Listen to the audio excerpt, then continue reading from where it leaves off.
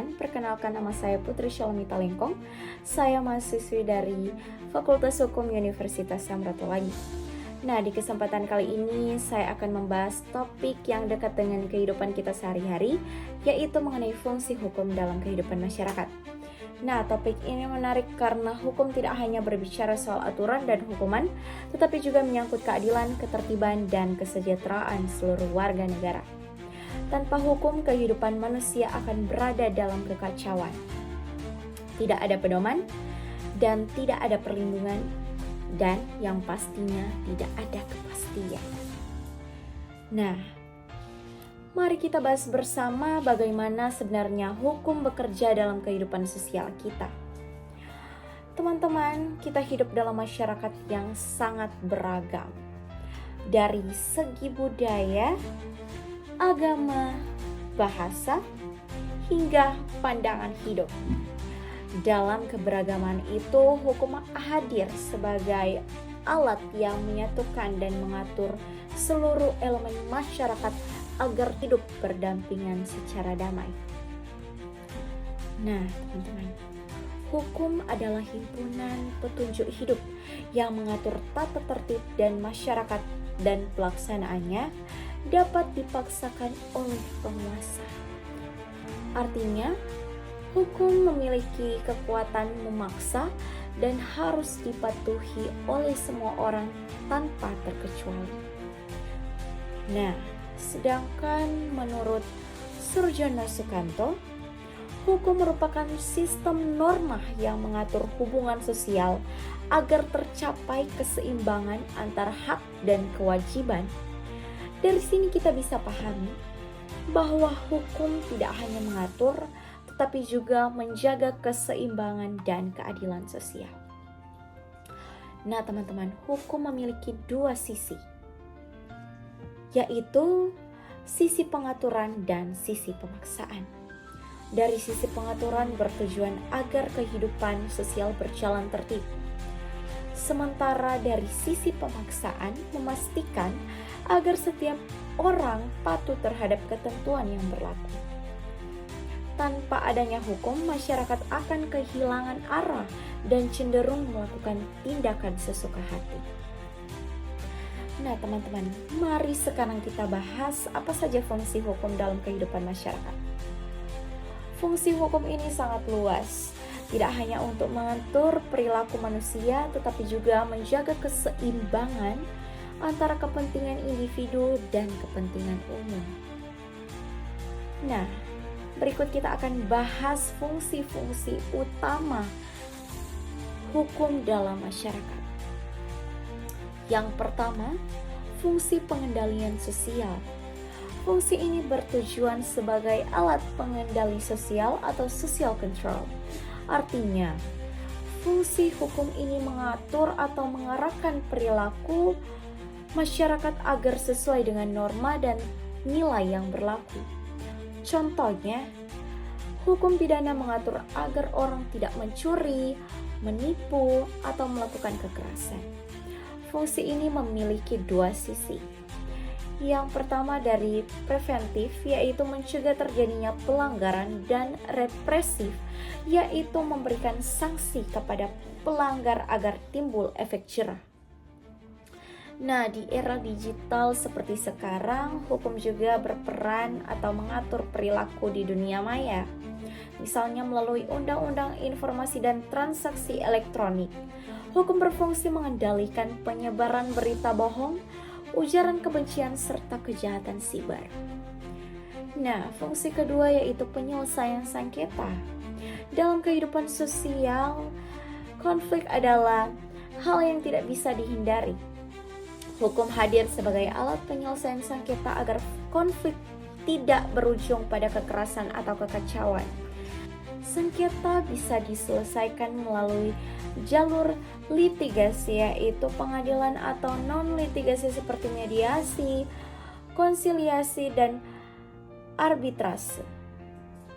Dengan adanya lembaga hukum seperti Mahkamah Agung, Mahkamah Konstitusi, dan Pengadilan Negeri, serta pengadilan agama, masyarakat dapat memperoleh kepastian hukum serta keadilan yang terjamin secara resmi. Fungsi hukum yang ketiga yaitu perlindungan hak asasi manusia. Hukum juga berfungsi melindungi hak asasi manusia atau HAM.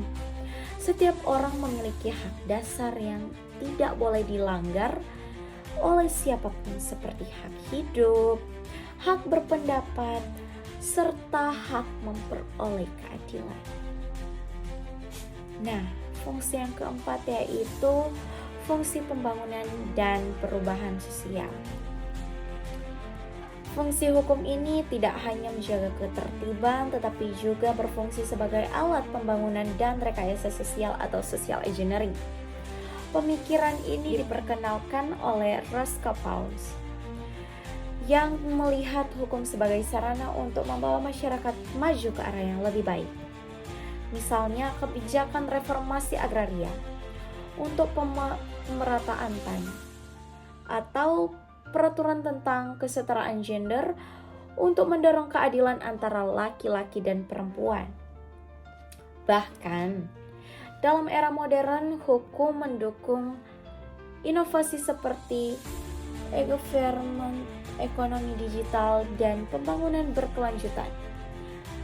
Artinya, hukum bukan hanya mempertahankan keadaan tetapi juga mendorong kemajuan bangsa. Nah, yang kelima yaitu integrasi dan ketertiban nasional. Indonesia dikenal sebagai negara yang sangat maju. Hukum berperan sebagai alat integrasi nasional, yaitu untuk menyatukan semua elemen bangsa dalam suatu sistem hukum yang sama. Dengan hukum nasional yang berlaku bagi semua orang, tidak ada perbedaan perlakuan antara warga negara dari latar belakang yang berbeda. Nah, selain itu, hukum juga menjaga ketertiban nasional, mengatur hubungan antara pemerintah pusat dan pemerintah daerah, serta mencegah konflik antar kelompok. Pancasila sebagai dasar negara menjadi sumber moral dan nilai bagi seluruh peraturan hukum di Indonesia. Yang keenam, yaitu fungsi pendidikan dan pembentukan kesadaran hukum. Nah, fungsi ini berfungsi untuk mendidik masyarakat agar memahami hak dan kewajibannya. Pendidikan hukum dapat dilakukan melalui sekolah, kuliah, maupun sosialisasi publik. Serta masyarakat sadar hukum, mereka menaati aturan bukan hanya karena takut dihukum, tetapi karena sadar moral bahwa hukum adalah alat untuk mencapai keadilan. Kesadaran hukum ini sangat penting, karena tanpa ada dukungan dari masyarakat, hukum tidak akan pernah efektif. Yang ketujuh yaitu fungsi ekonomi dan keadilan sosial. Hukum juga berperan besar dalam bidang ekonomi. Ia menciptakan kepastian dan stabilitas hukum yang penting bagi kegiatan bisnis dan investasi. Dengan adanya peraturan seperti UU Perlindungan Konsumen, UU Persaingan Usaha Sehat, dan UU Penanaman Modal, kegiatan ekonomi dapat berjalan secara adil, transparan, dan kompetitif. Nah teman-teman, tapi juga ada tantangan pelaksanaan hukum di Indonesia. Meski hukum memiliki banyak fungsi mulia, pelaksanaannya di Indonesia masih menghadapi berbagai tantangan besar. Beberapa di antaranya adalah: yang pertama, penegakan hukum yang belum merata. Seringkali hukum terlihat tajam ke bawah tapi tumpul ke atas. Masyarakat kecil mendapat hukuman berat, sementara pelaku pelanggaran dari kalangan berkuasa sering lolos dari jerat hukum. Yang kedua, korupsi di kalangan aparat penegakan hukum. Ketika polisi, jaksa, atau hakim terlibat korupsi, keadilan sulit ditegakkan dan kepercayaan publik pun menurun. Yang ketiga, rendahnya kesadaran hukum masyarakat. Banyak warga, terutama di daerah pedesaan, masih belum memahami hak dan kewajibannya secara hukum. Yang keempat, tantangan globalisasi dan teknologi. Kejahatan siber, penyebaran hoaks, dan pencurian data pribadi memerlukan sistem hukum yang lebih adaptif dan modern. Yang kelima, yang terakhir yaitu kurangnya pendidikan hukum. Masyarakat sering memahami hukum hanya dari sisi hukuman, bukan sebagai pedoman moral dan sosial. Untuk mengatasi tantangan ini, Indonesia memerlukan reformasi hukum yang menyeluruh, meningkatkan integritas aparat, memperkuat pendidikan hukum, dan menumbuhkan budaya taat hukum di masyarakat. Nah,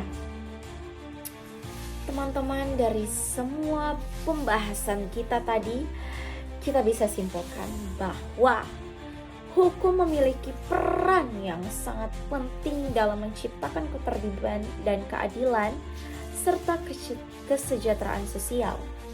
Namun, hukum bukan hanya akan efektif jika memenuhi 3 syarat utama, yaitu substansinya yang adil, yang kedua aparatnya berintegritas, dan yang ketiga masyarakatnya memiliki kesadaran hukum. Sebagai generasi muda, kita punya peran besar dalam mewujudkan penegakan hukum yang bersih dan adil. Mulailah dari hal-hal kecil, seperti menghormati peraturan, tidak menipu, dan berani bersuara ketika melihat ketidakadilan. Karena sejatinya hukum yang kuat bukan hanya karena aturan yang tegas, tetapi karena masyarakatnya yang sadar dan bertanggung jawab. Nah teman-teman, sekian pembahasan kita kali ini. Sampai jumpa.